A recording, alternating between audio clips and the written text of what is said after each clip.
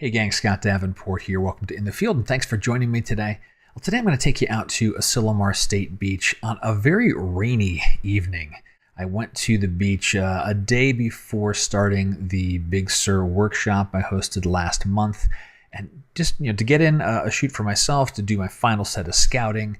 And let me share what footage I was able to capture without having to constantly wipe off the lens. There was some significant weather happening there and was able to get a small pocket in between bursts of rain.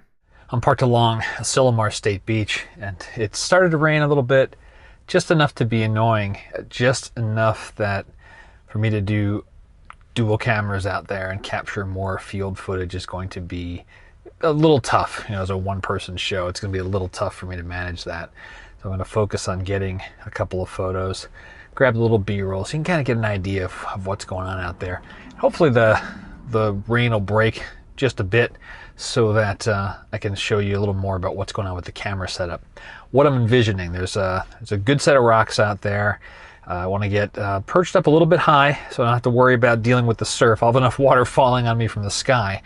And something in the neighborhood of a second to a half second. The surf seems pretty lazy, pretty slow. Let it swirl around the rocks. The clouds are quite nicely textured, and there's a decent gap at the horizon. So as we get close to sunset, hoping that the sun will light up a little bit of the underbelly of these clouds. But even if it doesn't, just there's a warm, cool mood happening here already. And that's going to come through nice in the photo. So time for me to put on, rain covers on the bags and get the cameras as ready as I can have them before I step outside the car. Because the light is dim, I'm not going to need filters. That's good. It's one less thing to clean. So the rain and the wind is coming in from this side, and so I need to shield the camera as best I can to try to keep the front element clean.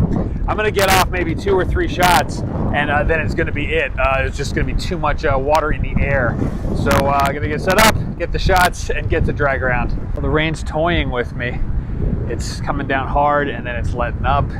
Right now it's not doing much of anything. I'm going to keep the camera in the bag for a little bit longer. But that sky back there, that is starting to get some potential.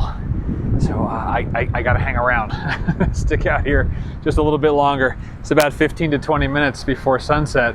And I may just grab a few handhelds because the sky itself is really, it's really quite gorgeous. Yeah, well, the sky's opened up again. It's lit up since I got everything back in the car, but the light's gone at this point. So those bits of colors I was showing you right there just as the rain started to pick up again, that was the best it got. I think I got 1 or 2 that I can coax some of that color out of. We'll see. We'll see what we ended up with. Well, there was quite a bit of time spent cleaning the front element. The rain just kept whipping up and getting all over the front of the lens, and trying to shield the front of the lens with your body while you're shooting pretty wide angle is difficult to impossible. You're starting to encroach in on the frame, and so I had a few photos where I could see where the edge of my jacket was entering the frame. But the good news is I was able to get a photo that I was happy with. There was a point where the rain really kicked up. It's like, that's it. It's time to pack up. I'm getting soaked. The gear's getting soaked. And as I was leaving the beach, the rain stopped again for a couple of minutes, and there was even a glimmer of a little bit of light, and so went back down and set up again, grabbed a few more photos, and came away with this one here, which kind of captures it all. I mean, you've got the stormy clouds going on, a hint of some break in the sky, and then just really nice smoothness on the water. I did not need filters for this. It was so dim out there.